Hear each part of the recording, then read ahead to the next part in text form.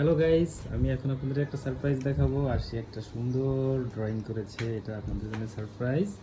আর সেটা এখন সবাইকে দেখাবে। আরশি একটু দেখাও। ইয়েস, আপনারা দেখছেন এই যে আরশি ড্রয়িং। আরশি এখানে কি কি এঁকেছো তুমি দেখাও, বলো, বর্ণনা দাও। কোনটা কি বলো, বলো, বলতে হবে তো সবাইকে। বলো। লাভ, একটা স্টার, একটা লাভ, আরেকটা লাভ, একটা স্টার, আরেকটা স্টার, তোমার লাভ। এটা কি তোমার ফেভারিট? এটা তুমি কাকে কাকে দেখাতে চাও?